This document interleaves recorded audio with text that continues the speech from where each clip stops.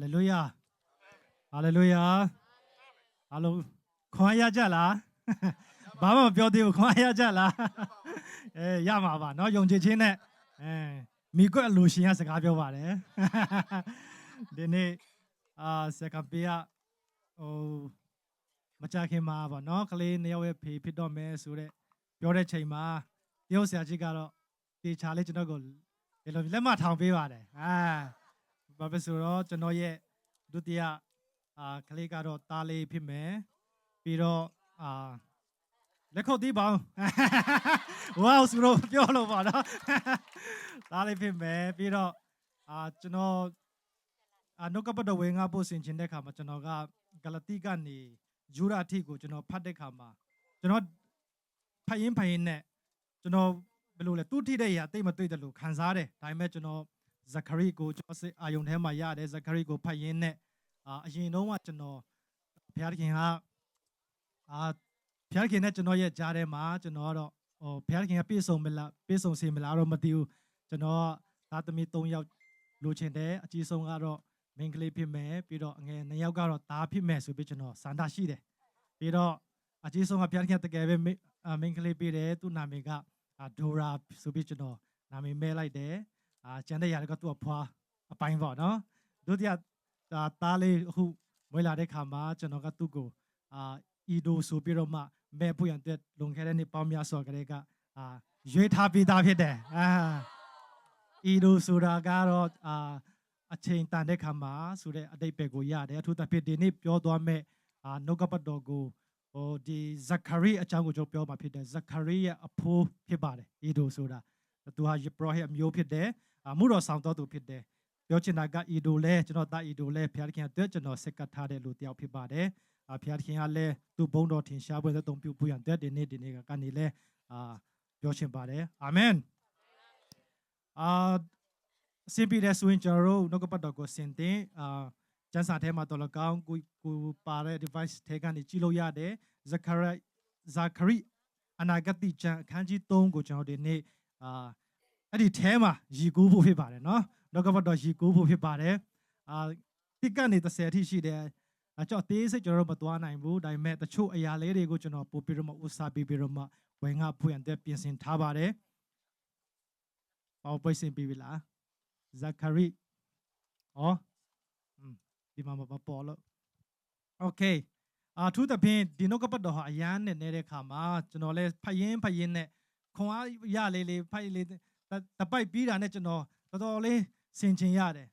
နောက်တပိုက်ဖတ်တယ်ဆင်ခြင်ရတယ်အချိန်အများကြီးကုန်တယ်ဘယ်နည်းရဆိုရင်ကျွန်တော်တော်တော်လေးပျော်တော့ဖတ်ရင်းနဲ့အရင်ကတည်းကဖတ်ပြီးသားဖြစ်တော်ညာလဲအချိန်အများကြီးကုန်ပြီးတော့မှကျွန်တော်ဒီထဲမှာကျွန်တော်ပျော်ရွှင်မှုတွေရတယ်အထူးသဖြင့်ဒီဇခရီကတော့သူကယူပါယုံ၈ခုမင်းတယ်ဘုရားခင်ယူပါယုံ၈ခုပေးတယ်အဲ့ဒီယူပါယုံ၈ခုထဲကနေကျွန်တော်မမားဘူးဆိုရင်လူပြီးခဲ့တဲ့နေ့တော်လကောင်ဒီနေ့တောတွဲမှာကျွန်တော်တို့နှစ်ခုလောက်ပြောခဲ့ပြီးပြီအရင်တော့ကျွန်တော် Bible study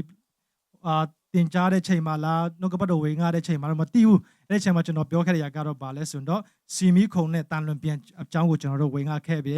လွန်ခဲ့တဲ့တလားလောက်တုန်းကဆမ်မွန်ဆူမာတော့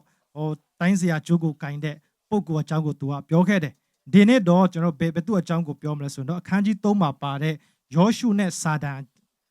အကြောင်းကိုကျွန်တော်တို့ကလေ့လာသွားဖို့ဖြစ်ပါတယ်အထူးသဖြင့်ဒီဇခရီနဂတိကျမ်းကဒီအချိန်တွေမှာဆိုရင်ဣတိလလူမျိုးတွေဂျုံခံတဲ့ဘဝကနေသူတို့အိမ်ပြန်ပြီးတော့မှသူတို့တိုင်းပြည်ကိုပြန်လာပြီးတော့မှအခြေချဖို့ရန်တဲ့အစာပြုတဲ့အတော်တွင်ဖြစ်တယ်ဒါကြောင့်သူတို့ဘာဘီလိုနီယန်ဒီကဖမ်းတဲ့ခါမှာသူတို့ဘာဘီလုံပြည်မှာဂျုံခံရပြီးတော့မှဘာဘီလုံတွေရဲ့နှိစက်ချင်းကိုလည်းခံရတယ်ဒါပေမဲ့ဖယားခင်ကဒီဘာဘီလုံအင်အားကြီးတဲ့ဘာဘီလုံကိုအနိုင်ယူဖို့အတွက်ပါရှန်ကိုကောင်းချေးပြီးတော့မှပါရှန်တွေကဘာဘီလုံကိုတိုက်ခိုက်အနိုင်ယူတဲ့ခါမှာဣတိလလူမျိုးတွေကအိမ်ပင်ရခွင့်ရတာဖြစ်တယ်ဒါကြောင့်ကျွန်တော်တို့လောကမှာတစ်ခါလေကျရင်အရန်အင်အားကြီးတဲ့အုပ်စုအရန်အင်အားကြီးတဲ့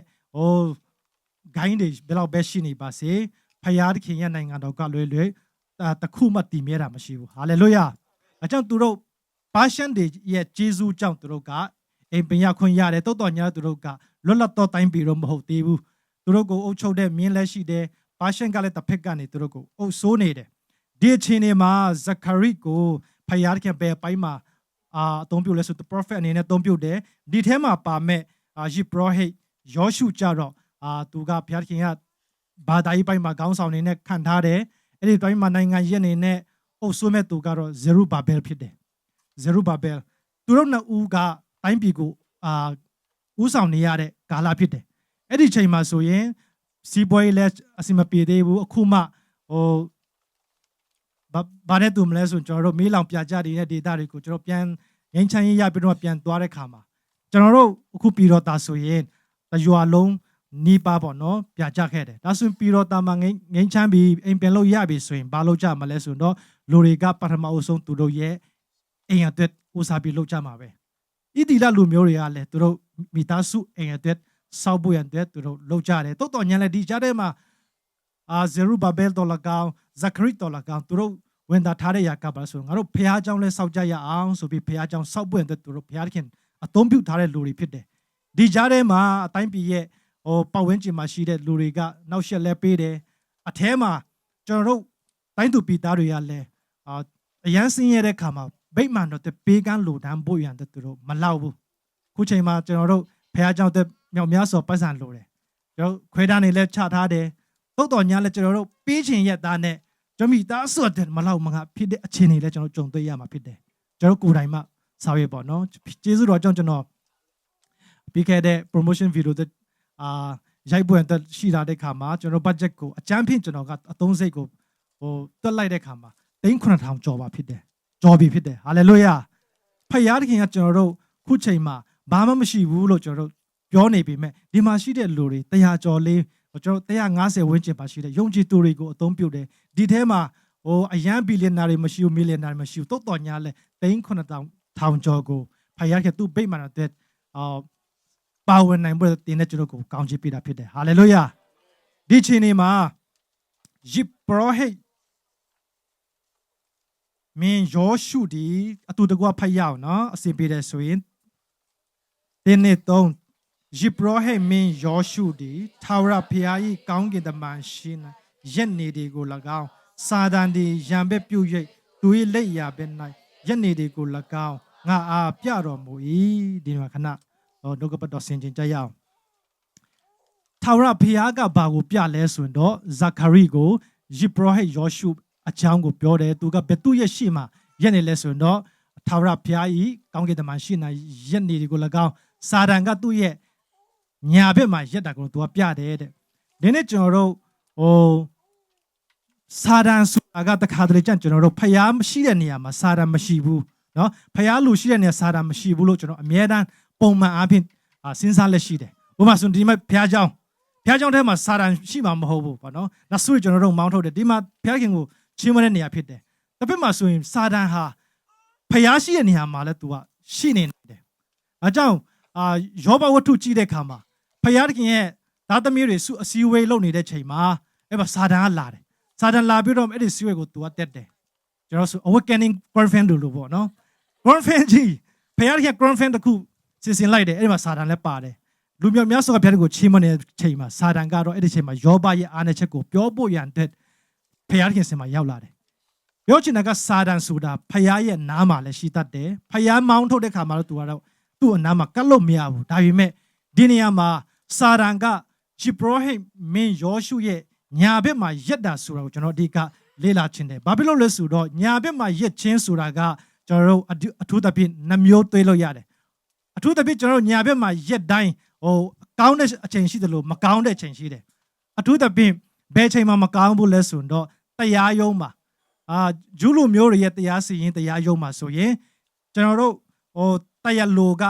တရားခံရဲ့ညာဘက်မှာအများကြီးရှိတယ်အဲ့ဒီညာဘက်မှာရှိတဲ့သူကကျွန်တော်တို့ကိုအတကုံကျွန်တော်ရဲ့အာနယ်ချက်ကျွန်တော်တို့ရဲ့အဖြစ်တွေကိုညွန်ပြနေတာဖြစ်တယ်မိမောင်းထိုးပြနေတာဖြစ်တယ်ဒါဆိုရင်စာရန်ကရံဘက်ပြုတ်၍သူရဲ့လက်ရဘက်မှာရက်နေတယ်ဆိုတော့ကဘာကိုပြောချင်တာဆိုတော့ယေဘရဟိမင်းယောရှုကိုစာရန်ကတင်ဟာမကောင်းတော်သူတင်ဟာအပြစ်ရှိတော်သူတင်ဟာတာဝန်မကြည်တော်သူဆိုပြီးတော့မှသူ့ကိုပုတ်ခတ်နေတာဖြစ်တယ်ဒီနေ့ကျွန်တော်ဝင်ကချင်တဲ့ရကဘာလဲဆိုတော့ယေဘရဟိမင်းယောရှုဆိုတာကသူပုဂ္ဂိုလ်တပါးကိုပဲပုံဆောင်တာမဟုတ်ဘူးဣတိလလူမျိုးတွေတော်၎င်း ယခုခက်တဲ့ယုံကြည်သူတွေကိုလည်းပုံဆောင်တာဖြစ်တယ်။တင်းကိုစာရန်ကအနည်းကဆုံးတင်းကိုတိုက်ခိုက်မှာဖြစ်တယ်။စာရန်ကတင်းကိုဘာပြောမလဲဆိုတော့မနစ်တိုင်းတင်းဟာစင်းရဲတော်သူတင်းဟာစုဘယ်လောက်ပဲတောင်းနော်အချင်းတွေမပြောင်းလဲနိုင်ဘူးတင်းရဲ့စုတောင်းခြင်းကအလကားဖြစ်တယ်။ဒီတော့မိသားစုကအောင်မြင်မဲ့သူမဟုတ်ဘူးစသဖြင့်စာရန်ကတင်းရဲ့အနားမှာအမြဲတမ်းရှိပြီးတော့တင်းကိုရန်တိုက်ပေးနေတာဖြစ်တယ်။စာရန်ရဲ့အတိတ်ပဲကဘာလဲဆိုတော့ခုနပြောတဲ့အပြစ်တင်ဆွဆွဲသူဖြစ်တယ်။ဒါကြောင့်ကျွန်တော်တို့ကိုတစ်ဖက်မှာဆိုရင်ကျွန်တော်စာရန်ကိုယ်တိုင်ကတော့စကားမပြောဒါပေမဲ့ဘယ်သူကပြောလဲဆိုတော့ကိုယ့်ရဲ့ပတ်ဝန်းကျင်မှာရှိတဲ့ကိုယ့်ရဲ့အနားမှာရှိတဲ့သူတွေကကိုယ့်ရဲ့အားနဲ့ချက်ကိုအမြဲတမ်းထိုးပြတတ်တယ်။အဲ့ဒါကစာရန်ရဲ့လက်ပါစေတွေဖြစ်တယ်။တနည်းအားဖြင့်ကိုယ်တိုင်ကလည်းသူတစ်ပါးရဲ့အားနဲ့ချက်ကိုအမြဲတမ်းပြောနေတယ်ဆိုရင်ကိုယ်တိုင်ကဆွဆွဲတော်သူဖြစ်တဲ့ခါမှာဆွဆွဲတော်သူရဲ့Hebrew word ကစာတန်ဖြစ်သွားတယ်။ဒါဆိုရင်ကိုကသူများရဲ့အားနည်းချက်ကိုအများအားပြောတယ်သူများရဲ့မကောင်းချက်ကိုအများအားပြောတယ်ဆိုရင်ကိုကဘာဖြစ်သွားလဲ။ကျွန်တော်ပြောတာမဟုတ်နော်။နောက်ကမတော်ပြောတာဖြစ်တယ်။စာတန်ဖြစ်သွားတယ်။အကြောင်းဒီနေ့စာတန်ကဘယ်သူအားဖြင့်လုပ်လို့လဲဆိုတော့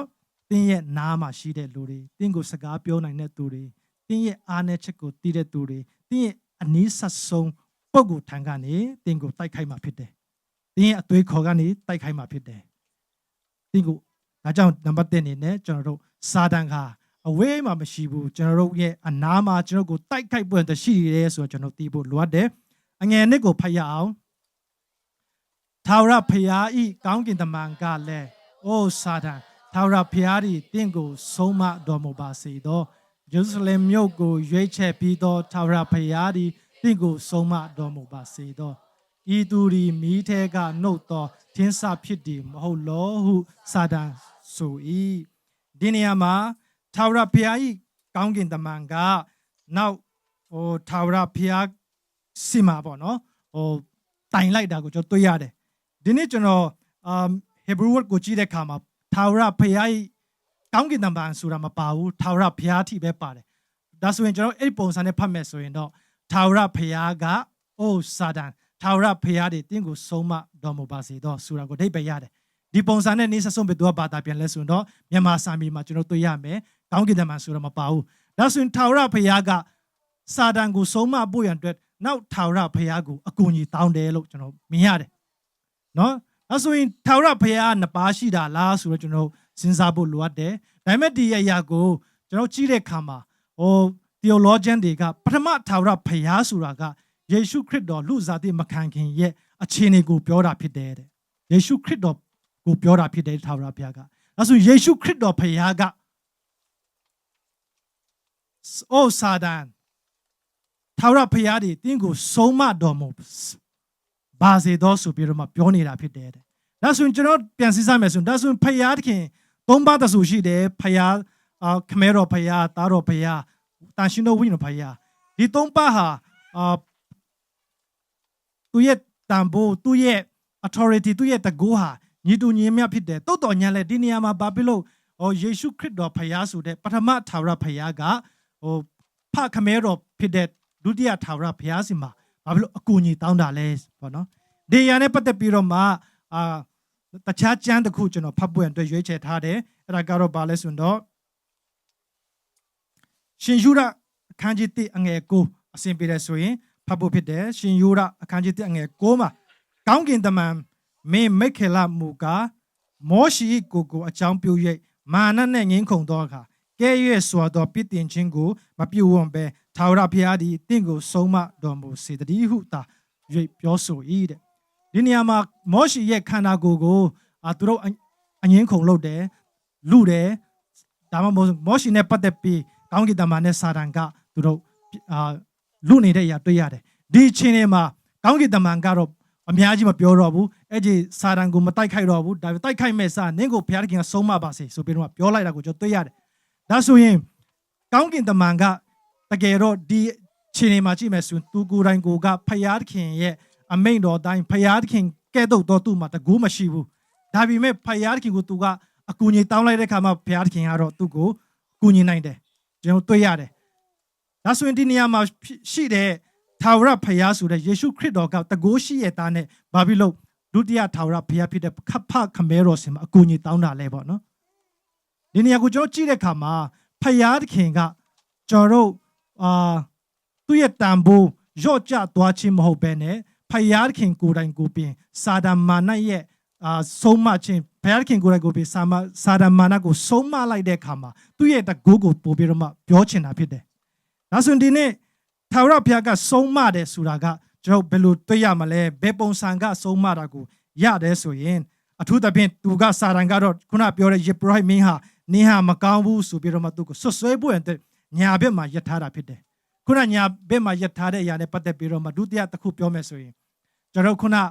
တရားရုံးထဲမှာတော့ညာဘက်မှာယက်ထားတဲ့သူကကိုဆွဆွဲတော့သူဖြစ်တယ်ဒါပေမဲ့စစ်ပွဲမှာကိုကစစ်တိုက်တဲ့ခါမှာတဲ့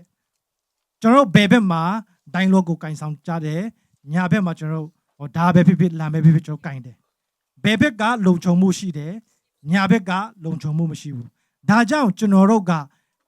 ကိုချစ်တဲ့သူကတော့မဟုတ်ကျွန်တော်တို့ကိုကာကွယ်ခြင်းတဲ့အကောင်းဆုံးသောတငယ်ချင်းအကောင်းဆုံးဆရာသမားတွေကဘယ်မှာနေရာယူလဲဆိုတော့ကျွန်တော်တို့ရဲ့အကာအကွယ်မရှိတဲ့ဘက်မှာနေရာယူတယ်တဲ့ဒါဆိုရင်အဲ့ဒီညာဘက်မှာရှိတဲ့စစ်တိုက်တဲ့ခါမှာညာဘက်မှာရှိခြင်းကတော့ကျွန်တော်တို့ကိုကွယ်ကာခြင်းကိုပြောတာဖြစ်တယ်အဲ့ဒါကိုကျွန်တော်တို့စာလံ16အငယ်8နဲ့9မှာကျွန်တော်တွေ့ရမယ်ထာဝရဘုရားကိုအစင်မပြတ်မျက်မှောက်ဖို့၍အကြောင်းမူကားငါလက်ရဘက်၌တည်ရှိတော်မူသည်ဖြစ်၍ငါဒီလှုပ်ရှားခြင်းမရှိရထို့ကြောင့်ငါစိတ်နှလုံးသည်တာယာခြင်းငါဝိညာဉ်သည်လည်းရှင်လန်းခြင်းရှိ၏ထိုမှတပါငါအသားသည်မျောလင်းလက်ကျင်းဝလိမ့်မည်ဒီနေရာမှာပြောလဲဆိုတော့ဘုရားခင်ကငါရဲ့လက်ရဘက်၌ရှိတော်မူသည်ဖြစ်၍ငါဒီလှုပ်ရှားခြင်းမရှိရငါဒီအေးဆေးစွာနေရမယ်တဲ့ပြောချင်တာကလက်ရဘက်မှာရှိတယ်ဆိုတဲ့အခါမှာတရားရုံးမှာတော့မကောင်းတဲ့ဖြစ်တယ်ဒါပေမဲ့အပြင်မှာတော့ဆက်တိုက်တဲ့ခါမှာတော့၎င်းဖယားခင်ကွယ်ကာမှုကိုပြောချင်တာဖြစ်တယ်ဒါပေမဲ့ဒီနေရာမှာခုနပထမပိုက်ထဲမှာပါတဲ့အတိုင်းပဲစာတန်ကတော့ကျွန်တော်တို့ကိုဆွဆွဲပွေရတဲ့ကိုယ့်ရဲ့ဘေးမှာရှိတယ်အဲ့ဒီချိန်မှာဖယားခင်ကယေဘရဟိမင်းကအကူအညီတောင်းတာမဟုတ်ဘူးနော်ဖယားခင်ကဘာပြောလဲဆိုတော့ထာဝရဘုရားရှင်မှာထာဝရဘုရားကတင့်ကိုဆုံးမတော်မူပြီးဘာစီတော်ဆိုပြီးပြောလိုက်တယ်ဒီနေ့ကျွန်တော်တို့တခါတလေကျွန်တော်တို့ကိုကိုညီမဆခြင်းကကျွန်တော်တို့တောင်းမှကျွန်တော်တို့အကူအညီတောင်းမှဆိုပြီးတော့ကျွန်တော်ထင်တတ်တယ်ဒါပေမဲ့ဖယားခင်ကကျွန်တော်တို့အကူအညီလိုအပ်တဲ့ခါမှာကျွန်တော်တို့မတောင်းခင်အချိန်မှပြင်လင်းကျွန်တော်ကိုကိုညီထောက်ပံ့ပေးခြင်းတော်ဖရားဖြစ်တယ်ဟာလေလုယာဒီနေ့မှာယေဘရဟိယောရှုကတော့ဘာမှမလုပ်သေးဘူးသူကကိုညီလေးတောင်းတာမတွေ့ရဘူးဒါဆိုရင်ဒီနေရာမှာဆက်လက်ပြီးတော့ဖတ်မယ်ဆိုရင်ဂျေရုဆလင်မြို့ကိုရွေးချယ်ပြီးသောထာဝရဘုရားသည်တင့်ကိုဆုံးမတော်မူပါစေသောဤသူသည်မိထဲကနှုတ်သောထင်းစာဖြစ်သည်မဟုတ်လောဟုစာတန်အားဆို၏စာတန်ကိုခုနပြောတဲ့ထာဝရဘုရားကဘာပြောလဲဆိုရင်တော့ဤသူသည်မိထဲကနှုတ်သောထင်းစာဖြစ်သည်မဟုတ်လောဟုစာတန်ပြောတယ်ဒီနေရာမှာဤသူဆိုတာကဘယ်သူကိုပြောချင်တာလဲဆိုတော့ယေဘရဟိမင်းယောရှုကိုပြောချင်တာဖြစ်တယ်ခုနပြောသလိုယောရှုဟာပုဂ္ဂိုလ်တပါးတဲ့ပုံဆောင်တာမဟုတ်ဘူးဣတိလလူမျိုးတွေကိုပုံဆောင်သလိုယခုခေတ်ယုံကြည်သူအားလုံးကိုပုံဆောင်တာဖြစ်တယ်ဒါဆိုဣတိလလူမျိုးတွေကဘယ်မီးထဲကနေဘုရားသခင်ကရွေးနှုတ်တာလဲဆိုရင်တော့ခုနပြောတဲ့ဂျွန်ခံတဲ့ဘာဘီလုန်ဒီရဲ့နှိပ်စက်ချင်းခံတဲ့မီးထဲကနေရွေးနှုတ်တာကိုသူကပြောတာဖြစ်တယ်အတိတ်မှာဖြစ်ခဲ့တဲ့ရာဒါဆိုအနာဂတ်အတွက်ဘာကိုညွန်ပြနေလဲဆိုတော့ဣတိလလူမျိုးတွေဘုရားသခင်ရွေးကောက်ထားသောလူမျိုးဖြစ်တယ်ဘာအတွက်လဲဆိုတော့ဖယားကသူ့လူမျိုးအတွက်သူ့လူမျိုးတွေကထာဝရသူနဲ့အသက်ရှင်ဖို့ဖြစ်တယ်ဒါဆိုတင်းနဲ့ကျွန်ုပ်ကိုဘုရားခင်ဘယ်ကနေရွေးလဲဆိုတော့စာတန်ရဲ့အုပ်ဆိုးခြင်းစာတန်နိုင်ငံထဲကနေဘုရားခင်ကတင်းကိုရွေးနှုတ်တာဖြစ်တယ်ဟာလေလုယာဘုသူအားဖြင့်လဲဆိုတော့ယေရှုခရစ်တော်ရဲ့အသေးခံခြင်းအဖြစ်ဖြစ်တယ်ဖယားခင်ကဒီလူတွေကိုဘာကြောင့်ရွေးနှုတ်တာလဲဆိုတော့ခုနယေရှုခရစ်တော်ဘုရားဖြစ်တဲ့ထာဝရဖယားကသူ့ကိုဖယားခင်စီမှာအတနာခံတော်ကြောင့်ဖြစ်တယ်။ဒါကြောင့်ကျွန်တော်တို့ယေရှုခရစ်တော်ရဲ့မေတ္တာကြောင့်ဒါလျှင်ကျွန်တော်တို့ကအရင်ပြောစရာမလိုဘဲနဲ့ဖယားခင်ကကျွန်တော်တို့လူစားတိကိုခံပြီးတော့မှကျွန်တော်တို့အသက်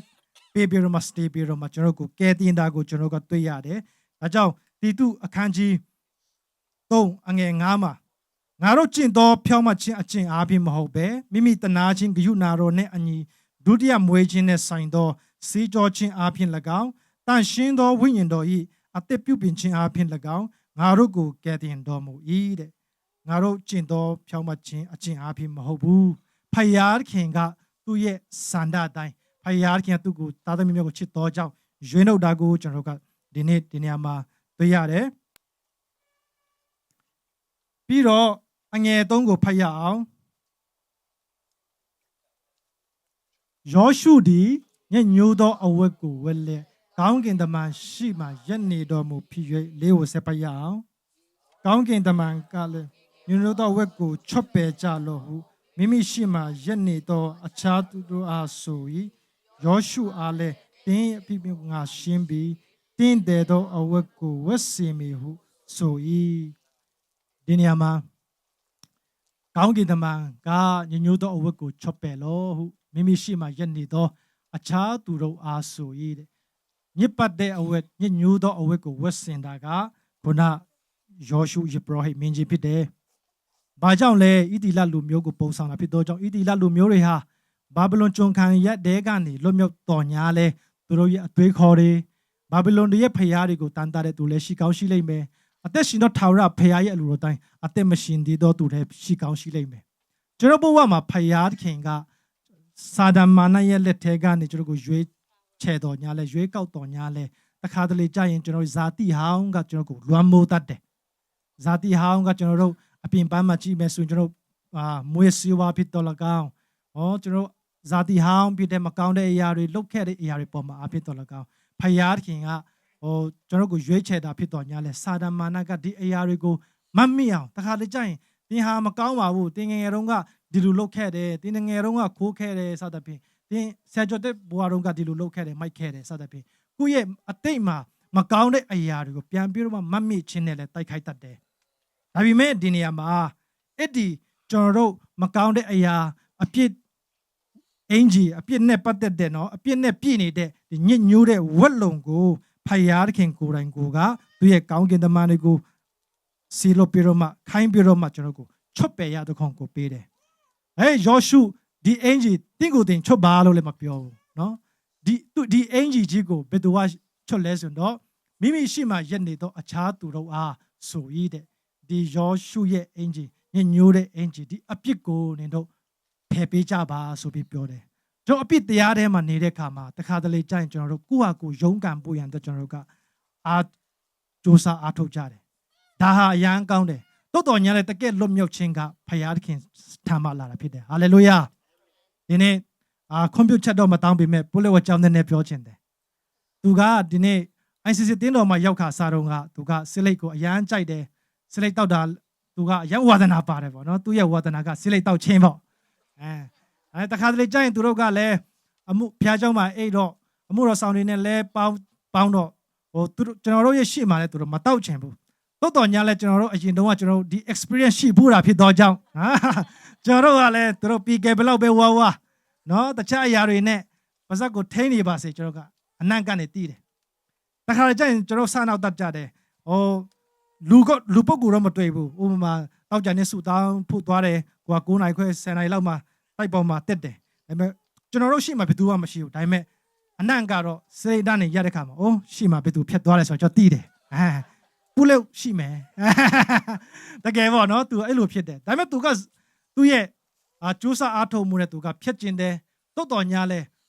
တခါတည်းမှသူမဖြတ်နိုင်ဘူးဒါပေမဲ့ဖယားခင်ကတန်ရှင်တော်ဝိညာဉ်တော်ရဲ့ကိုယ်ညင်မဆာခြင်းကြောင့်အချိန်တန်လာတဲ့ခါမှာသူကတကယ်ပဲဖြတ်တောက်နိုင်တော့ခွင့်တန်ရှင်တော်တဲ့တာကိုပိုင်ဆိုင်ရတာဖြစ်တယ်ဟာလေလုယာဒီနေ့ကျွန်တော်တို့ယောရှုကသူ့ရဲ့အပြစ်နဲ့ပတ်သက်တဲ့ညညိုးတဲ့အင်ဂျီကိုဝတ်တယ်ဒီအင်ဂျီကိုသူကိုယ်တိုင်ဖယားခင်က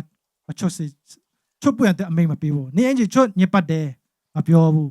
သူရှိမှရက်နေတဲ့ချိန်မှာပြင်လင်ဖယားခင်ညအင်ဂျီအရန်ညစ်ပတ်တယ်ငါတန်ရှင်းသောနေရာမှာနေမလာနဲ့ဆိုတယ်ပြောမပြောဘူးဒီအင်ဂျီကိုချွတ်ပေးကြပါဆိုပြီးသူရှိမှရှိတဲ့ကောင်းကင်တမန်လေးကိုမိန်ပြီးတော့မှမိန်တော်ပေးတဲ့ကိုကြော်တွေ့ရတယ်တင်းအပစ်ကိုငါဖြည့်ရှင်းပြီးတင်းတဲ့တော့အဝတ်ကိုဝတ်စီမီဆိုပြီးပြောတယ်ဖယားခင်ကကျွန်တော်တို့ရဲ့အပြစ်များကိုဖယ်တဲ့အခါမှာအပြစ်ကိုစီးကြောယုံမဟုတ်ဘဲနဲ့အဲ့ဒီထက်တာတဲ့အစပေါင်းမြောက်များစွာသောကောင်းတဲ့အင်ဂျီဖြောင့်မတ်ခြင်းအင်ဂျီကိုပေးဝတ်တာဖြစ်တယ်ဟာလေလုယာတခါကျကျွန်တော်တို့က လူတွေကိုကျွန်တော်တို့ဟိုပေးကမ်းစွန့်ကြဲခြင်းအဖြစ်တော်လကောင်းကျွန်တော်တို့ကပါဝင်တဲ့ခါမှာအရန်ကြီးမပေးနိုင်ဘူးပေါ့နော်ဟောဒါပေမဲ့ဖခင်ကတော့သူပေးကမ်းစွန့်ကြဲခြင်းကဘာလဲဆိုတော့အဲ့ဒီရဲ့ပြစ်ကိုလုံးလုံးဖယ်ရှားပြီးတော့မှအရန်လှပတဲ့တင့်တယ်ဆိုတဲ့စကားလုံးကိုသုံးတယ်အဝက်စားကိုပေးတာကိုကျွန်တော်တွေ့ရတယ်အဲ့ဒါကဘာကြောင့်ရတာလဲဆိုတော့ခုနပထမထာဝရဘုရားဖြစ်တဲ့ယေရှုခရစ်တော်ရဲ့တောင်းပေးမှုအကြောင်းဖြစ်တယ်ဟာလေလုယာဖခင်ကတင့်ကိုဖြောင့်မတ်တော်သူအနေနဲ့မြင်တာအပြစ်ဘယ်လောက်ပဲရှိအတိတ်ဘဝတို့ကဘယ်လောက်ပဲစိုးခဲ့တယ်ဖြစ်စေအခုချိန်မှာကျွန်တော်ဟာဖြောင့်မတ်တော်သူဖြစ်တယ်ဆိုပြီးကျွန်တော်တို့ကြွေးကြော်နိုင်တာဟာခုနယေရှုခရစ်တော်ကကျွန်တော်တို့ကိုစားအသနာခံပြီးတော့မှဖတ်ခမဲတော်စင်မှာတောင်းပေးပြီးတော့မှသူကိုယ်ရဲ့အသေးခံပြီးတော့ဖြစ်တယ်လက်ခုပ်သေးပြီးဖျားကိုချေးမွမ်းကြရအောင်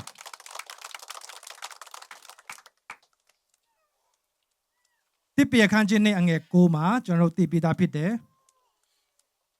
ဖတ်ရအောင်နော်အစဉ်ပြေတဲ့ဆိုရင်တင်တို့မူကမောင်မိုက်ထဲမှအံ့ဘွယ်သောအလင်းတော်သို့ခေါ်သွင်းတော်မူသောတင်ဂုဏ်ကျေးဇူးကိုဖော်ပြစီခြင်းက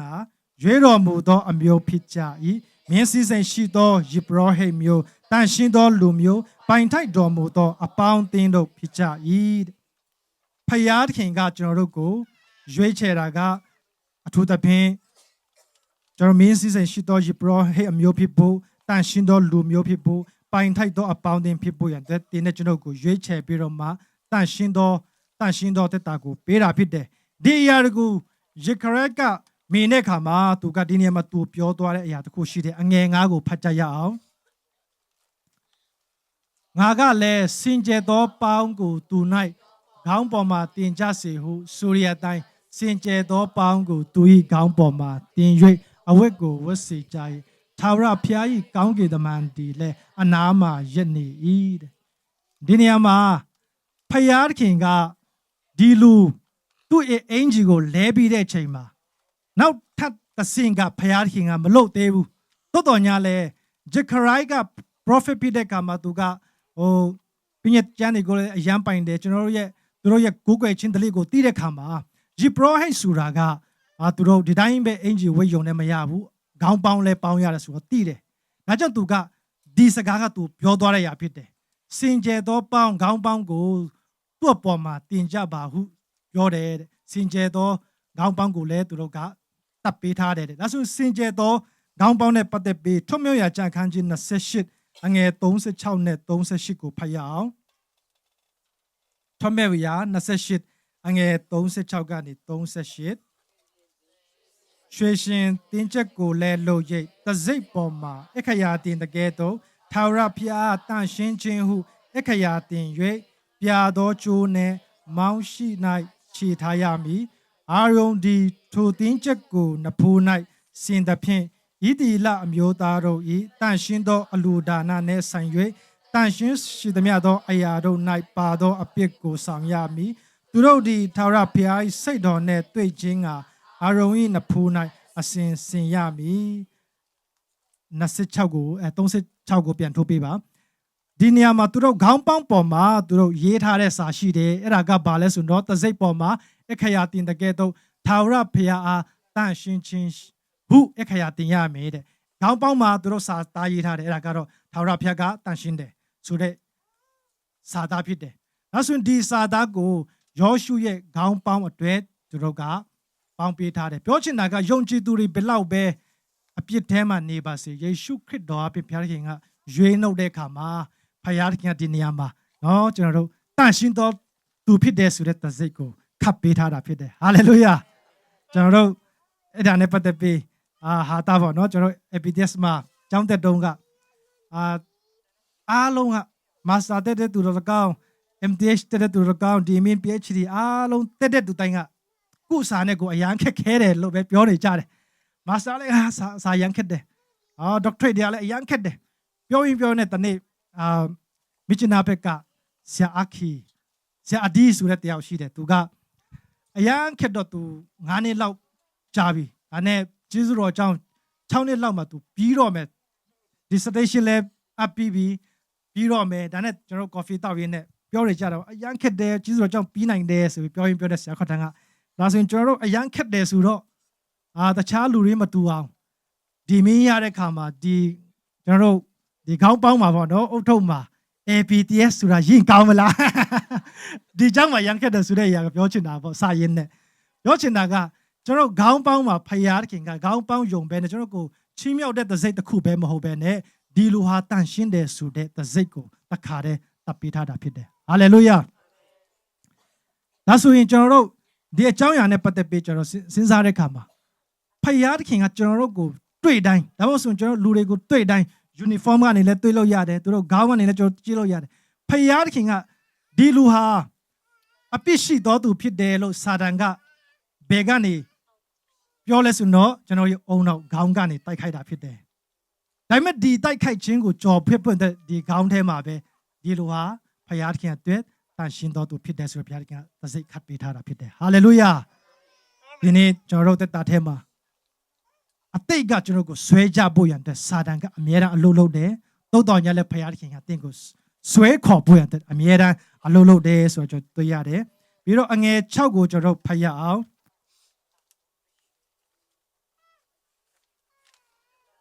တပန်ထာဝရဘုရား၏ကောင်းကင်တမန်သည်ကောင်းကင်ဘိုးချေရှင်ထာဝရဘုရား၏အမိန့်တော်ကိုဆင့်ဆို၍ယောရှုအာပညတ်ဒီကခုနှစ်လက်စပယံတင်းဒီငါလမ်းတို့လိုက်၍ငါပညတ်တရားကိုစောင့်ရှောက်လေငါအိမ်ကိုစေရင်ရသောခွင့်ငါတတိုင်းတို့ကိုစောင့်ရသောခွင့်ရှိလိမ့်မည်ရှိတော်၌ရက်နေသောသူအချို့တို့တင်အားရသောသူအဖြစ်ကြောင်းငါခံထား၏ခုနကျန်ခုနှစ်ကိုဒီတိုင်းပဲထားပေးပါဒီနေရာမှာကောင်းကင်တမန်ဘူချာရှင်ထာဝရဘုရား၏အမိန့်တော်ကိုဆင့်ဆို၍ယောရှုကိုပြောလဲဆိုတော့တင်းဒီငါလမ်းကိုလိုက်၍ငါပညတ်တရားကိုစောင့်ရှောက်တယ်ဆိုရင်ငါ၏အိမ်ကိုစေရင်ရသောခွင့်နဲ့ငါတတိုင်းကိုစောင့်ရသောခွင့်ရှိလိမ့်မယ်ဆိုပြီးတော့ပြောတယ်ဒီနေ့ကျွန်တော်တို့ယုံကြည်သူတွေဖြောင့်မတ်ပြီးအပြစ်ကနေဘုရားခင်ကကယ်တင်ပြီးဖြောင့်မတ်ခြင်းအပြင်တန်ရှင်းတော်သူဖြစ်သွားပြီအဲ့ဒီချိန်မှာကျွန်တော်ရဲ့တာဝန်ကပါလဲဆိုတော့ဖယားခင်ရဲ့အလိုတော်နဲ့သူ့ရဲ့ဖယားခင်ရဲ့နီလန်းတွေဥပဒေတွေကျွန်တော်တို့ကလိုက်နာဖို့ဖြစ်တယ်ဟာလေလုယာဂျေဇုတော်ကြောင့်ဘုရားခင်ကကျွန်တော်ကိုရွေးကောက်ပြီးပြီအဲ့ဒီဂျေဇုတော်အောက်မှာအလိုတော်တိုင်းအသက်ရှင်ဖို့လိုအပ်တာဖြစ်တယ်တခါတည်းကျွန်တော်တို့ကဂျေဇုတော်ကြောင့်ကယ်တင်ခြင်းရပြီးအဲ့ဒီဂျေဇုတော်အောက်မှာအလိုတော်တိုင်းသက်ရှင်မဲ့စာကိုယ့်ရဲ့စန္ဒတိုင်းသက်ရှင်ဖို့ပဲလူတွေရွေးတတ်ကြတယ်ဘုရားခင်ကတော့ငါရဲ့အလိုတော်တိုင်းအသက်ရှင်တယ်ဆိုရင်ငါရဲ့အိမ်ကိုစီရင်ရတော့ခွင့်ငါပေးမယ်ငါရဲ့တတိုင်းတို့ကိုစောင့်ရတော့ခွင့်ကိုပေးမယ်လို့ပြောတယ်ဒီနေ့ဖယားခင်ကယောရှုကိုပြောတဲ့ຢာကသူဟာယေဘရစ်ဖြစ်တဲ့အခါမှာသူ့ရဲ့တာဝန်ကပါလဲဆိုတော့အိမ်တော်ကိုစောင့်ရမယ်အိမ်တော်ကိုစောင့်ခြင်းဆိုတာကပါလဲဆိုတော့အပြစ်သားတွေလာတဲ့အခါမှာရစ်ပူဇော်ဖို့လာတဲ့အခါမှာသူကအမြဲတမ်းရစ်ပူဇော်ပေးရတယ်တဲ့ယေဘရဟိတ်တွေကအလုတ်အယမ်းများလွန်းလို့အဖေမှာတိုင်းသူပိသားတွေအပြစ်အယမ်းများလွန်းလို့သူကရစ်ပူဇော်နေရတာဖြစ်တော့ကြောင့်သူ့မှာထိုင်မဲ့အချိန်မရှိဘူးတဲ့အမြဲတမ်းမတိုက်ရက်နေရတယ်ကြောက်ယုံကြည်သူတွေလည်းပြင်းတယ်အမြဲတမ်းတန်းနေတယ်ပေါ့နော်လှုပ်ရှားမရှိဘူးအယမ်းပြင်းတယ်ဒီနေ့ဟာဆိုပြီးတော့မှနေရမဲ့သူမဟုတ်ဘဲနဲ့ယေဘရဟိတ်ကဲ့သို့မတည့်ရပြီးတော့မှဖခင်ရဲ့အမှုတော်ကိုဆောင်ဖို့ဖြစ်တယ်ဟာလေလုယာပြီးတော့သူ့ရဲ့လူတော်တိုင်းသက်ရှင်တယ်ဆိုရင်ငါတတိုင်းတို့ကိုစောင့်ရတော့ခွင့်ကိုပေးမယ်ဒီတတိုင်းကိုဘယ်လိုစောင့်ရမှာလဲပင်ပတ်ကနေတိုက်ခိုက်မဲ့သူပင်ပတ်ကနေဒီတတိုင်းကိုကျူးကျော်မဲ့သူတွေကိုကျွန်တော်ကာကွယ်ဖို့ဖြစ်တယ်ဒီနေ့ကျွန်တော်တို့ဘယ်သူကိုကာကွယ်ရမှာလဲကျွန်တော်တို့ရဲ့မိသားစုတတိုင်းတွေကိုကျွန်တော်ခြံခတ်ပြီးတော့မှယုံကြည်ခြင်းနဲ့ကာကွယ်ဖို့ဖြစ်တယ်စာတန်မာနကတင်းရဲ့သားသမီးတွေရဲ့ဖြန်းနာခြင်းအဖြစ်တော်၎င်းစာတန်မာနကတင်းတို့မိသားစုရဲ့ချစ်ချင်းမေတ္တာကိုခိုးယူပြီးတော့မှတယောက်နဲ့တယောက်မုံပွားပြီးတော့မှစကားများခြင်းအဖြစ်တော်၎င်းတိုက်ခိုက်ခြင်းတဲ့အရန်ရင်းနေတဲ့တငယ်ချင်းတွေမရင်းနေအောင်ကွဲပြားအောင်စာကန်တိုက်ခိုက်ခြင်းတဲ့ဒီအရာတွေကိုကျွန်တော်တို့ဘယ်ပုံစံနဲ့ကာကွယ်ရမလဲဆိုတော့ဖယားခင်ရဲ့အလိုတော်နဲ့အသက်ရှင်ခြင်းအပြင်ကာကွယ်ရမှာဖြစ်တယ်ဟာလေလုယာပြီးတော့အငယ်ရှစ်ကိုဆက်ဖတ်ရအောင်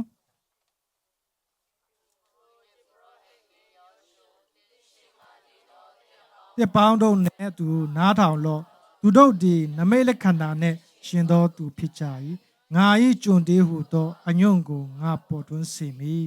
ဒီနေရာမှာသူသွားတယ်နဲ့အရာကတော့တခြားအများကိုကျွန်တော်နည်းနည်းပါးပါးအပြောက်အရွှေ့ပြောင်းနေကြတွေ့ရတယ်ဒါပေမဲ့ခုနအငယ်ခုနှစ်ကိုအနေငယ်ပြောချင်တယ်အထူးသဖြင့်ဖယားခင်ရဲ့အလိုတော်တိုင်းသက်ရှင်တဲ့ဆိုရင်ရှိတော်၌ရက်နေသောသူတို့အချို့တို့ကိုတင့်အားငါလမ်းပြမည်လမ်းပြသောသူအဖြစ် ဖြစ်မြတ်ကြောင်းငါခံထားတဲ့ကျွန်တော်ဖယားတခင်ရဲ့အလိုတော်တိုင်းအသက်ရှင်တဲ့ဆိုရင်ရှေ့မှာရက်နေတဲ့ဆိုတဲ့ကောင်းကင်တမန်တွေဟာကျွန်တော်တို့အမြဲတမ်းလမ်းပြဖို့တဲ့ဖယားတခင်ခံထားတဲ့ဒီနေရာမှာထူးဆန်းတဲ့ຢာတစ်ခုကကျွန်တော်ဟေဘဲလိုကြည့်တဲ့အခါမှာလမ်းပြတဲ့စကားလုံးကလမ်းပြတာထက်ဟာလက်ဆိုပြီးတော့မှရေးထားတယ်တွားတယ်လို့ကျွန်တော်အဓိပ္ပာယ်ရတယ်မဟာလက်အဓိပ္ပာယ်ကဘာလို့ဆိုတော့နေဟာငါတို့ငါရဲ့အလိုတော်တိုင်းသက်ရှင်တဲ့ဆိုရင်ကောင်းကင်တမန်တွေကဲ့သို့သောငါရဲ့အိမ်တော်မှာဝင်ထွက်သွားလာခွင့်ပေးမယ်ဆိုပြီးဘုရားခင်ပြောတာဖြစ်တယ်ဟာလေလုယာဘုရားခင်အယံတန်ရှင်းတယ်ကျွန်တော်ဘုရားနဲ့မကြည့်ဘဲနဲ့ဘယင်နဲ့တိုင်းမယ်ဆိုရင်ဘယင်ရဲ့အိမ်မှာဘယင်ရဲ့အခန်းမှာဘယင်ရဲ့ရှိတော်မောက်မှာကျွန်တော်ကြိုက်တယ်လို့ဝင်ထွက်သွားလာခွင့်မရှိဘူးခုချိန်မှာဝิญဉ်ချုပ်တောင်မှကျွန်တော်တို့တွေ့ရှင်တယ်ဆိုရင်စာထထကျွန်တော်တင်နေရမှာဖြစ်တယ်သူကခွင့်ပြုမှကျွန်တော်တွေ့ရမှာဖြစ်တယ်ဒါပေမဲ့ဘုရားခင်ကဒီအစင်းထက်လွယ်အောင်ဘယ်လိုလုပ်လဲဆိုတော့သူ့ရဲ့အလိုတော်တိုင်းသက်ရှင်တယ်ဆိုရင်တော့ကောင်းကင်တမန်တွေကိုသူကျွန်တော်ကိုလမ်းပြယုံတာမကဘဲနဲ့ကောင်းကင်တမန်ကဲ့သို့တော့ဖယားခင်နဲ့ကျွန်တော်နဖူးတွေ့ဒူးတွေ့စကားပြောခွင့်မိတ္တဟာရဖွင့်ခွင့်ကိုသူကယေရှုခရစ်တော်ရဲ့တောင်းဆိုခြင်းအဖြစ်ပဲပြောပေးနေတာဖြစ်တယ်ဟာလေလုယာပြီးတော့ခုနဖတ်သွားတဲ့ຢာကိုပြန်သွားမယ်ဆိုရင်ငါခန့်တော့အိုယေဘရဟိတ်မင်းယောရှုတင်းရှိမှနေတော့တင်းအပေါင်းပေါ်တို့နဲ့တကွနားထောင်လို့သူတို့ဒီနမိတ်လက္ခဏာနဲ့ရှင်တော်သူဖြစ်ကြ၏ငါ၏ကျွန်သေးဟုသောအညွန့်ကိုငါပေါ်ထွန်းစေမည်ဒီနေရာမှာသူတို့ဒီနမိတ်လက္ခဏာနဲ့ရှင်တော်သူဆိုတဲ့ခါမှာခုနပြောတဲ့ကောင်းကင်တမန်တွေပဲဖြစ်ဖြစ်ဖယားခင်ရဲ့လူဖယားခင်စီခိုင်းထားတဲ့လူတွေဟာနမိတ်လက္ခဏာတာဖြစ်တယ်တနည်းအားဖြင့်နမိတ်လက္ခဏာဆိုတာအမြဲတမ်းမဖြစ်ဘူးယာယီဖြစ်တယ်သူ့မှာကွယ်ပြောက်ရတဲ့အချိန်ဖြစ်တယ်ရှိတယ်ဒါပေမဲ့ဖယားခင်ကသူငါရဲ့ကျွန်သေးဟုသောအညွန့်ကိုငါပေါ်ထွန်းစေမည်ယေရှုခရစ်တော်ကိုပုံဆောင်တာဖြစ်တယ်ယေရှာယထဲမှာပြောထားတယ်ဖယားခင်ကသူ့ရဲ့အညွန့်ထဲကနေဣတိလလူမျိုးတွေကိုကယ်တင်မဲ့သူတယောက်ကိုပေါ်ထွန်းမဲ့ဆိုတဲ့အကြောင်းကိုဒီနေ့ဇခရယကလည်းဒီနေရာမှာပြန်ပြီးတော့မှပြောထားတယ်ဒီအရာနဲ့ပတ်သက်ပြီးတော့မှဇခရယကသူ့ရဲ့ prophet တွေကအယံအများကြီးယေရှုခရစ်တော်နဲ့ပတ်သက်ပြီးပြည့်စုံတဲ့ကြွတွေ့ရတယ်သူဟာ30နဲ့အယောင်ခံရမဲ့အရာမဆရွေပေါ့နော်အများကြီး prophet ပြုထားတဲ့ဟာယေရှုခရစ်တော်ရဲ့အပေါ်မှာတက်ရောက်တာကိုကျွန်တော်တွေ့ရတယ်။ဒါဆိုအငယ်9ကိုမြန်မြန်တွားရအောင်။ငယ်9ယောရှုရှိမှငါထားသောကြောက်ကိုကြည့်ရှုလော့။ထိုကြောက်ကအခုကိုမျက်စိခုနှလုံးကြည့်လက်ရှိလိမ့်မည်။ထိုကြောက်ကိုလည်းငါထူလုံးမည်။တနေ့ချင်းတွင်ဤပြည်အပြစ်ကိုငါပယ်ရှင်းမည်ဟု၎င်းခဏလေးကောင်းကင်ဘုရားရှင်သာရဖျားမိန်တော်မူ၏ယောရှုရှိမှဘုရားခင်ထားမဲ့ကြောက်တစ်ခုရှိတယ်အဲ့ဒီကြောက်ကတော့မျက်စိခုနှလုံးနဲ့ကြည့်ရှုလျက်ရှိတယ်တဲ့ဒီပြဲထဲမှာတော့မျက်စိခုနှလုံးပါတဲ့ကြောက်လို့ရေးထားတယ်အတိတ်ဘက်ကပါလဲဆိုတော့ခொနစ်ဆိုတာပြည်စုံခြင်းကိုပြောတာဖြစ်တယ်မျက်လုံးကဘာကိုပုံဆောင်လဲဆိုတော့ကျွန်တော်မြင်တွေ့ခြင်းအသိပညာကိုပုံဆောင်တာဖြစ်တယ်ဖယားခင်ရသူ့ရဲ့သိရှိခြင်းကနည်းနည်းလေးလိုတယ်ဆိုတာမရှိဘူးပြည်စုံတယ်ဆိုတော့ကိုပြောချင်တာဖြစ်တယ်ရောက်တခါလေကြာရင်လူတွေကသိတဲ့အရာတွေက information ကမာတတ်တယ်တည်င်းစာတွေပြောတဲ့အရာတွေကလည်းမပြည့်စုံတတ်ဘူးတိုးတော်ညာလဲဖယားခင်ရဲ့သိရှိခြင်းဖယားခင်လုံမဲ့ဒီကြောက်တုံးကတော့အရာခတ်သိမ်းကိုသိရှိတော့အရာတစ်ခုဖယားဖြစ်တယ်ဆိုတော့ကျွန်တော်တွေ့ရတယ်အဲ့ဒါကကျွန်တော်ကဘယ်လိုလုပ်လဲဆိုတော့ငါထုလုပ်မယ်လို့ပြောတယ်နော်ထူကြောက်ကိုလည်းငါထုလုပ်မယ်တဲ့ဒီထုလုပ်ခြင်းကိုကျွန်တော်တို့ဓမ္မပညာရှင်တွေကဘယ်လိုပြောလဲဆိုတော့ယေရှုခရစ်တော်ဒီကြောက်ကယေရှုခရစ်တော်ကိုပဲပုံဆောင်တာဖြစ်တယ်တဲ့ယေရှုခရစ်တော်ဟာကြောက်ဖြစ်တယ်သူကခုနှစ်ဖြစ်တဲ့ပြည်စုံခြင်းမျက်လုံးဖြစ်တဲ့အရာခတ်သိမ်းကိုသိရှိခြင်းနဲ့ပြည်စုံတဲ့ကြောက်ဖြစ်တယ်ယေရှုခရစ်တော်အားလုံးကိုသိတယ်အားလုံးကိုမြင်တယ်ပြည်စုံတဲ့ဖယားဖြစ်တယ်အဲ့ဒီဖယားဟာလူစားတိခံယူဖို့ရတဲ့ဖယားခင်ဘယ်ပုံစံနဲ့ထုလဲဆိုတော့သူရဲ့ခေါင်းသူရဲ့နဘေးသူရဲ့လက်တွေခြေတွေကိုလက်ဝါးကားတိုင်းမှာရိုက်ခြင်းအပြင်တေတတ်ခြင်းအပြင်ထုလုပ်တယ်တဲ့။ဒါဆိုဒီလူမျိုးယေရှုခရစ်တော်ရဲ့ထုလုပ်ခြင်းခံခြင်းအပေါ်မှာလူသားတွေကဘာကြိုးတွေရလဲဆိုတော့ခုနပြောတဲ့ကျွန်တော်တို့ idea ကနေဒီစာဒမာနရဲ့နောက်ဆက်ခြင်းကနေလွတ်မြောက်ဖို့ရန်အတွက်ကျွန်တော်တို့အပြစ်လုပ်တဲ့ဒီလက်တွေဖယားခင်ကသူ့ရဲ့တန်ချိုးနဲ့ခတ်ခြင်းအပြင်ကျွန်တော်ကိုကယ်တင်ခဲ့တယ်။နဘေးယာမှာလာနဲ့ထိုးခြင်းအပြင်ကျွန်တော်ကိုကယ်တင်ခဲ့တယ်။ဒါဆိုရင်ကျွန်တော်တို့ဒီကြောက်ထုက ကျွန်တော်ယုံကြည်သူတွေအသက်တာထဲမှာဘယ်လောက်တောင်ရေးကြီးတယ်လဲအရင်တုန်းကရှိခဲ့မှရှိတဲ့ဘယင်မင်းကြီးတွေရတဲ့သူတို့ပုံတိုင်းတွေတိဆောက်တဲ့ခါမှာတော်လကောင်းသူတို့ပျက်စီးတန်ဖိုးကြီးတဲ့အရာတွေပေးတဲ့ခါမှာကြောက်ဖြူတွေကိုအသုံးပြုပြီးတော့မှအဲ့ဒီမှာသူတို့ရဲ့နာမည်ကိုသူတို့ရေးတယ်ထုလုပ်တယ်တဲ့ဒီနေ့ယေရှုခရစ်တော်ဟာကျွန်တော်တို့ကိုကယ်တင်တယ်ဆိုတဲ့အကောင်းဆုံးသောအမတ်တစိတ်လည်းဖြစ်ပါတယ်ဟာလေလုယာကျွန်တော်တခါတည်းအမြဲတမ်းဝန်နေတဲ့ချိန်တိုင်းအမြဲတမ်းကျွန်တော်တို့ညီးသွားတဲ့ချိန်တိုင်းကျွန်တော်တို့ကိုတိုက်ခိုက်မဲ့သူရှိတိုင်းအနာကပျောက်တယ်လို့ခံစားတဲ့ချိန်တိုင်းမှာကျွန်တော်ကဘာပြောရမလဲဆိုတော့ငါဟာယေရှုခရစ်တော်ကြောင့်ရွေးနှုတ်တော်သူစင်ကြယ်တော်သူဖြောင့်မတ်တော်သူတန့်ရှင်းတော်သူဖြစ်တယ်ဆိုတော့ကျွန်တော်အမြဲတမ်းဝန်ခံဖို့လိုအပ်တာဖြစ်တယ်ပြီးတော့ငယ်30ကိုတွားရအောင်ငယ်30မိမိတို့အိမ်နေချင်းတယောက်ကိုတယောက်စပစ်ပင်အောက်တင်းဘောတပန်းပင်အောက်သို့ခေါ်ဖိတ်ကြလိမ့်မည်ဟုကောင်းကင်ဘုရားအရှင်ထာဝရဘုရားမိန့်တော်မူ၏ထိုနေ့၌ဆိုတဲ့ຢာကအရေးကြီးပါတယ်ထိုနေ့၌ဆိုတာကဘာကိုပြောတာလဲဖယားသခင်ကဣတိလလူမျိုးတွေကိုခုနပြောတဲ့ပါရှန်တွေရဲ့အုပ်ချုပ်မှုကနေအပြည့်အဝကယ်လို့တဲ့ချိန်မှာလားဒါမှမဟုတ်ဆိုရင်ဘယ်ຢာတွေကိုပြောချင်တာလဲကျွန်တော်ယုံကြည်သူတွေကိုဘုရားသခင်ဘယ်ပုံစံနဲ့စကားပြောနေတာလဲဘုရားသခင်ကတော့ကျွန်တော်တို့ဒီအရာတွေကိုကြည့်တဲ့အခါမှာနှုတ်ကပတ်တော်ကိုဆင်ခြင်တဲ့အခါမှာဣတိလလူမျိုးတွေရဲ့နိုင်ငံရေးရလွတ်မြောက်ခြင်းကိုလည်းပြောချင်တာဖြစ်တယ်ဒုတိယကတော့ဘာလဲဆိုတော့ကျွန်တော်တို့ဝိညာဉ်ရေးရမှာဘုရားသခင်ကကျွန်တော်တို့ကိုတကယ်လွတ်မြောက်ခြင်းပေးလာတဲ့အခါမှာကျွန်တော်ဟာလွတ်မြောက်တော်သူဖြစ်တယ်ဒါပေမဲ့လောကမှာနေတဲ့အချိန်မှာဘုရားသခင်ယေရှုတော်အောက်မှာခုနအေးဆေးဆိုတာနေလို့ရတယ်ဒါပေမဲ့ဒီထက်ထိုနည်းရဆိုတဲ့ဘုရားသခင်နဲ့အတူပါရှိခြင်းနဲ့တထောင်အုပ်ဆိုးခြင်းတော်လကောင်းဘုရားသခင်နဲ့ထာဝရနေခြင်းကိုလည်းပုံဆောင်တာဖြစ်တယ်ဟာလေလုယာဒီနေ့ကျွန်တော်တို့ဘုရားသခင်ဣတိလလူမျိုးတွေကတင်းဘောတပန်းပင်ရဲ့အောက်မှာနေခြင်းစပစ်နွယ်ပင်တွေရဲ့အောက်မှာနေခြင်းကသူတို့ချမ်းသာခြင်းကြွယ်ဝခြင်းငြိမ်းချမ်းခြင်းကိုပုံဆောင်တာဖြစ်တယ်ပြောဆက်တိုက်နေတဲ့ချိန်မှာစစ်ပွဲတွေဖြစ်နေတဲ့ချိန်မှာဘယ်သူမှသူတို့ရဲ့စပစ်နွယ်အောက်မှာအေးဆေးထိုင်မနေဘူးနော်အေးဆေးထိုင်မနေဘူးတယောက်နဲ့တယောက်ဖိတ်ခေါ်ပြီးတော့မှလာထိုင်ကြပါစကားပြောကြအောင်ရှင်နွေးချမ်းတောက်ကြအောင်လက်ဖေးတောက်ချရအောင်ဆိုပြန်ပြောဘူးဘုံတွေကြားထဲမှာဘယ်သူမှအေးဆေးမထိုင်ဘဲနဲ့ကျွန်တော်ထွက်ပြေးနေကြတယ်ဒါပေမဲ့ဒီအရာကဘာကိုပုံဆောင်တယ်လဲဆိုတော့ဖယားခင်ကကျွန်တော်တို့အသက်တာကိုတကယ်အုပ်ဆိုးလာတဲ့အခါမှာလောကမှာရှိတဲ့အရာတွေကကိုတည်င်းတွေကကိုစိတ်ပူစေမယ်တည်င်းတွေကကိုအနောက်ရှက်ပေးကောင်းပေးလိုက်မယ်မိသားစုကိုနောက်ရှက်ပေးကောင်းပေးလိုက်မယ်ဒါပေမဲ့ယေရှုခရစ်တော်စပစ်တော်ရဲ့အောက်မှာကျွန်တော်ထိုင်တယ်ဆိုရင်နော်ကျွန်တော်တို့ကငြိမ်သက်စွာနေရတဲ့ခုံကိုဘုရားကပေးတာဖြစ်တယ်ဟာလေလုယာပြီးတော့တငယ်ချင်းတွေကိုကျွန်တော်တို့ကတယောက်နဲ့တယောက်ဖိတ်ခေါ်တယ်ဆိုတော့တွေ့ရတယ်အပြစ်သားတွေကဘယ်တော့မှလူတွေကိုမဖိတ်ဘူးတခိုးကသူခိုးပင်းနောက်ပိုင်းမှာအိမ်ထဲမှာပုံမယ်လူတွေသူခိုးတဲ့ရက်ကွက်နဲ့ဝေးတဲ့နေရာမှာကိုထွက်ပြေးလိုက်မယ်လူလိန်တွေကလည်းသူတို့လိန်တဲ့ရက်ကွက်ကနေအဝေးဆုံးနေရာတွေကိုတွားကြမယ်လူတွေအတွေ့မခံကြဘူးအိမ်ထဲမှာပဲနေမယ်လူနဲတဲ့နေရာမှာနေလိုက်မယ်ဒါပေမဲ့ဒီအရာကဘာကိုပုံဆောင်လဲဆိုတော့လူတွေကိုဖိတ်ခေါ်လဲဆိုတာကိုမှလုံးဝအပြစ်မရှိတော့ဘူး